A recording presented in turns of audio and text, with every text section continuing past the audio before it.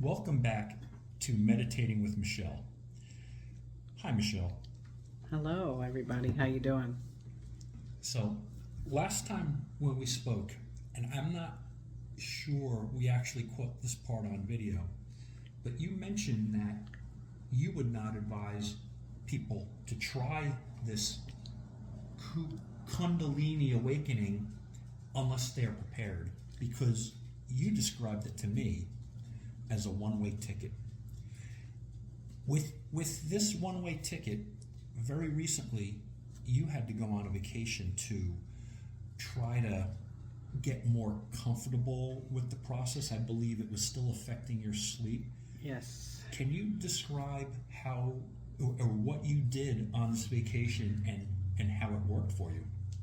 So, I went away because I wanted to try and grasp what was happening to me. I wanted time to research. I wanted time to feel what I was feeling in private, because I don't have a whole lot of privacy at home. So I went away thinking that, being in nature, grounding myself, just trying to figure out what was happening to me.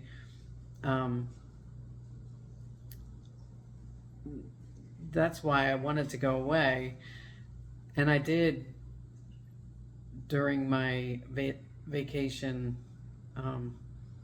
Had a lot of free time and time to let the Kundalini energy, Kundalini Shakti energy, do what it needed to do in me. It's still going on. It hasn't stopped. It's still keeping me up at night. It's still, although I did sleep most of the time I was away, but last night it was back at it. So I don't know if it has something to do with being home. I don't know. I'm just trying to figure out what's going on because it's strange. It's very strange to try and understand it, to try and explain it to someone. It's different. When you went away, did the Kundalini Awakening change in any way? How has it altered? Since I was away? Right. It actually, I think it got just as intense, if not more intense. And I get, it's almost like I hear a voice in my head that will tell me it's okay, relax into it, it's for your highest good. It'll tell me, I was telling you that it said, I receive the light that I am. And when I would say that, and I kept, not consciously, but I kept saying that over and over and over. And as I said it, my body would just vibrate, and I would feel the pulsations going from my abdomen up, up, up, up, up, and till it would get to my head, and then my head would just shake and vibrate. You could feel like the vibration inside my head. So that is a noticeable change from the last time you and I discussed this, because before it was much lower. It was almost stuck, much lower. Well, what I learned, and I learned this from watching different people that this has happened to, or they've experienced it. When people talk about this, they don't explain what happens in their body. They talk about vibrations, they talk about movements, they talk about kriyas, what they call them as kriyas, and that's involuntary movements. So people talk about that, but they're not explaining, like, what do you mean, involuntary movements? What kind of involuntary movements? So I've had, like, periods where my hands are moving, and they're doing this thing where it's like I'm pulling things out.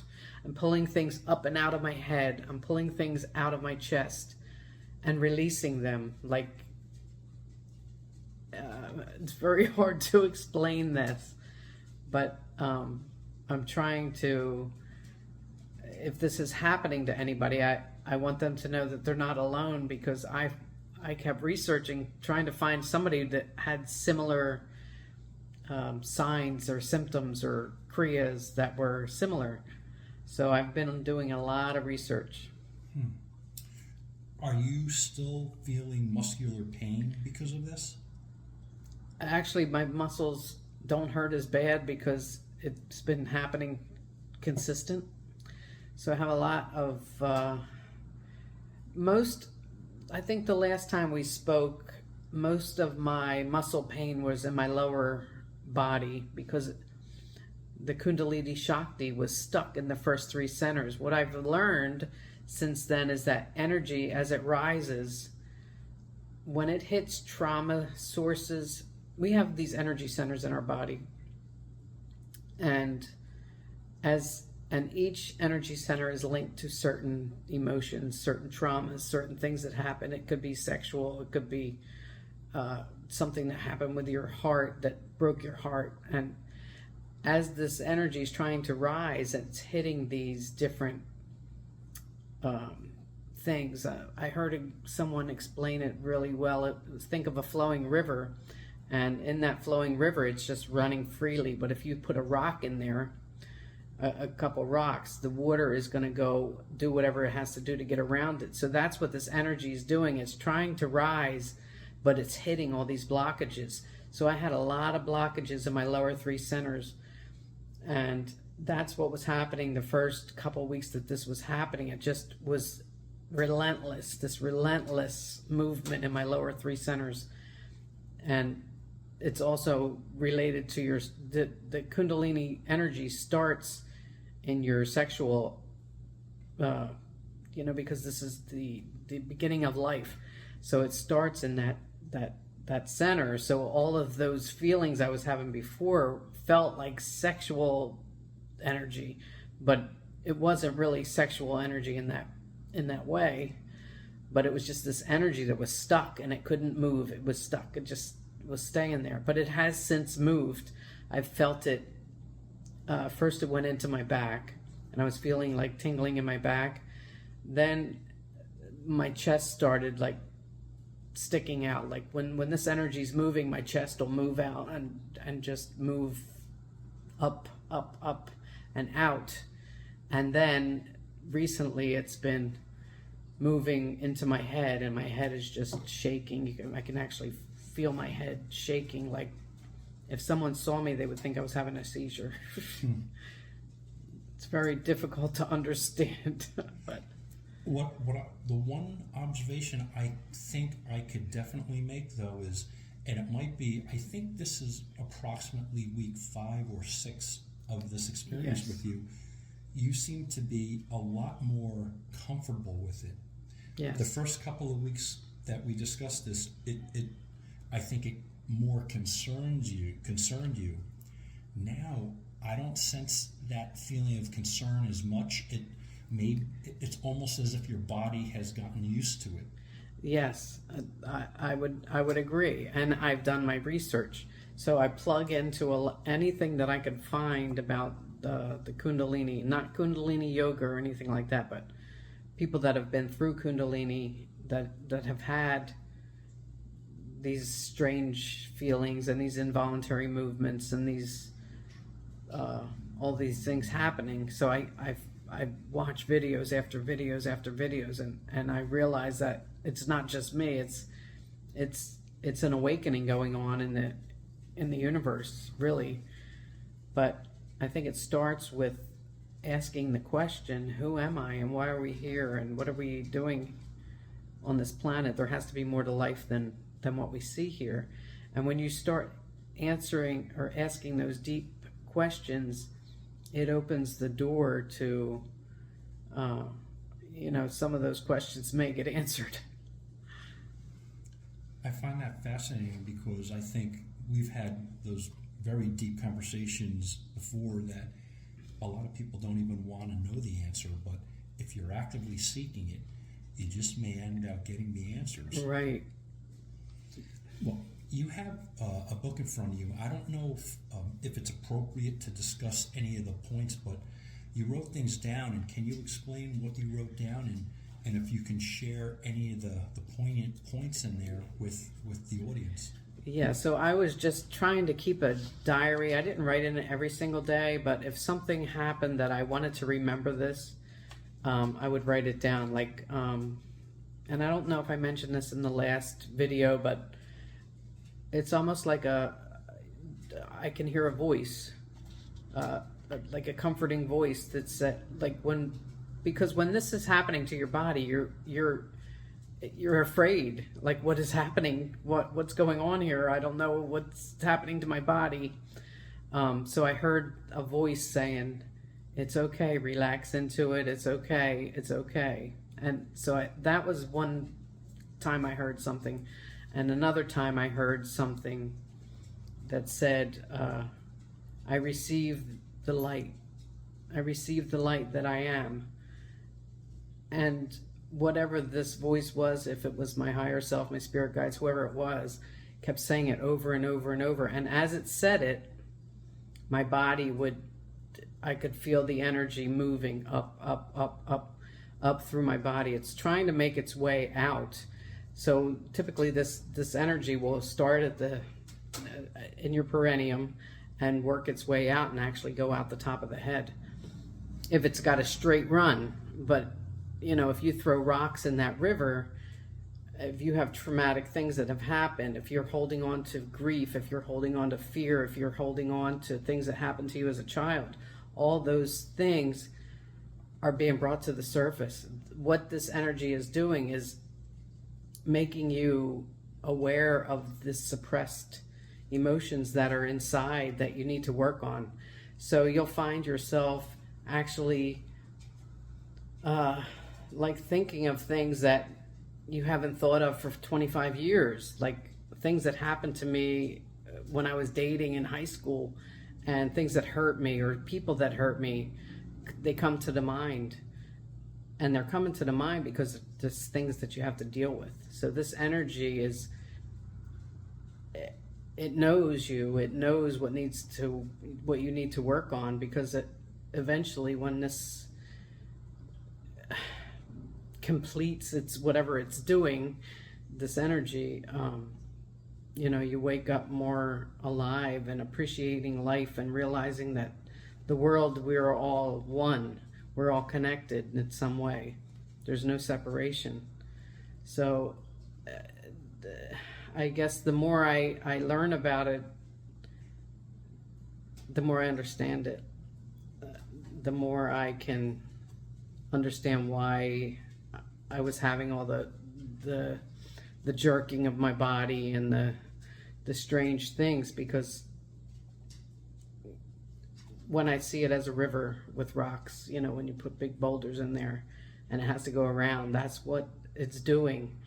There are times where I'll be relaxed and I feel a gentle flow, but for the most part, my experience is a lot of jerking and movements and things that are intense. It's not a gentle flow for the most part.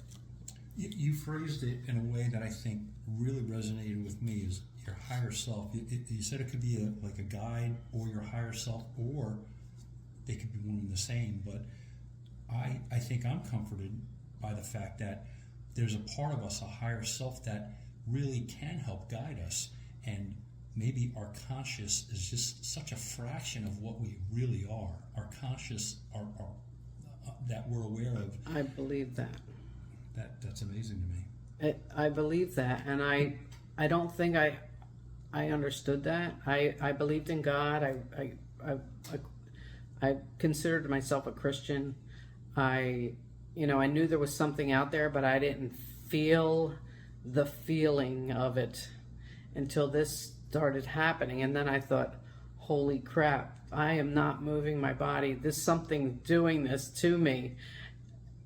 Which then, of course, and I didn't know what it was in the beginning. I had to do research, spontaneous movements in meditation, and I found all these different things. That the movements are called kriyas. The the energy in it that does this is called Kundalini Shakti. It's actually pretty rare, but they're having more and more occurrences of it, and people are reaching out and want to help other people that are going through it, because I've heard of people that actually go into psychiatric hospitals because they have no idea what's happening. People are diagnosing them with schizophrenia and different mental disorders because they think that they're mentally ill when this is happening. But luckily for the internet, I found some good resources that I use. One is BrentSpirit.com, and he talks a lot about the Kundalini Shakti. He's got his own he started an organization, so he does a lot of podcasts on it, and he has people that will talk about their journeys, and they ask questions, and they respond to each other in the Zooms, which I never contributed to any of them, but I watched them just to learn more. But it's a peaceful feeling to realize that there is more. These bodies that we're in are not who we are. They're just the body. So I'm not afraid to die anymore. I'm not afraid of all the things that I was always afraid of, because I understand that we're just here for a short period of time. We agreed to come here. We agreed to live temporarily on this earth, but the soul that's within is who we really are. It's not this body. It's a temporary vessel. Temporary vessel. So before we conclude this, I want to ask you this question, because I think what will be helpful for so many of the other people that are watching this is, typically, I think people may feel that they can't talk to other people about this. I think there may be a stigma associated with this, or I think maybe just in general, the people who are just hardcore Christians and they don't, they're with a lack of judgment, they may judge. Absolutely. Can you explain what you are personally doing for right now? Because again, you're at the beginning of your journey, but what would you advise yourself or anybody watching on how to communicate this, and who do you communicate it to? Well, here's the thing.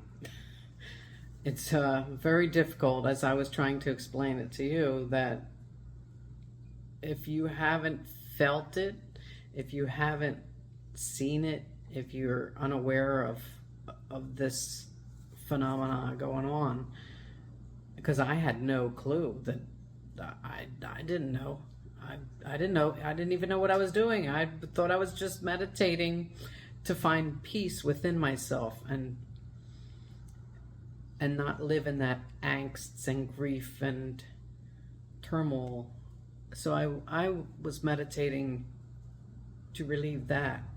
But I can tell you that talking to people in my circle who are Christians, and I'm not saying I'm not a Christian, because I do believe that Jesus walked the earth, and I believe all that. But I don't believe that I'm afraid that I'm going to lose friends and family because of the things that I believe now. But just because somebody was born in India and they don't believe in Jesus Christ doesn't mean they're going to hell. As a matter of fact, I believe hell can be on earth, and it's within people's hearts. It's not a physical place. It's I believe somehow in the Bible, the Christians, and I believe it started with Catholics, started to instill fear in the people to make them do what they wanted them to do. And then over the years, I think the Bible's gotten skewed. But I don't believe that a loving God, source energy, who created the whole world, is going to send people to be damned in hell because they never heard of Jesus Christ. How about the people that, in Ethiopia, or the people that are in other countries that just don't know, or were never exposed to Jesus Christ? They're going to hell because they don't know that he's the only way. I don't believe that anymore. So I have a hard time. I can't tell my people that I went to church with, my family that goes to church, my friends that go to church, I can't discuss that with them. Okay. I'm sorry, I don't have an answer for that. And I think that's going to be helpful, because I think the people who watch this, they're probably going through the same challenges, because typically if you really believe something, you want to be gung-ho about it. Right. But this is very, very new. This is right. This is our evolution. This is our inner growth, and right. It seems to me, myself included, most of us just don't understand it at all, and we're just touching on the tip of the iceberg right now. Exactly, and that's how I was. I didn't know what was going on. And to answer your question, how would I help other people? I would say to look on the internet. If these symptoms and these things are happening to you, and you're just becoming spiritually aware, and you have this energy flowing through you, and you don't know what's going on, your body's jerking and convulsing, and I would say to connect with others that are going through it. And like I said, BrentSpirit.com is one that's been a real lifesaver for me, and there's many more online that have podcasts and things that unfortunately we can't reach out to our family and friends if they've never been there. They don't understand. I didn't understand it myself. I didn't know what was going on. So I've reached out to a few people that I watched their videos, or people had actually uploaded their bodies doing these strange things, and I reached out to them, and I was like, wow, that's what's happening to me, and they would answer me back, and they said, oh, I'm 5 years in, and and how wonderful their life is, because once your body, once you cleanse all those barriers and all the baggage that you've been carrying around and suppressing for your whole life, life becomes a lot better, clearer. You understand everything, and you appreciate life for what it is. And I think that's where I'm going, and that's my goal now. Well, thank you so much for sharing with that. Everybody, thank you so much for joining us, and we will we'll continue with another video in a couple of weeks. Thank you so much. Thank you.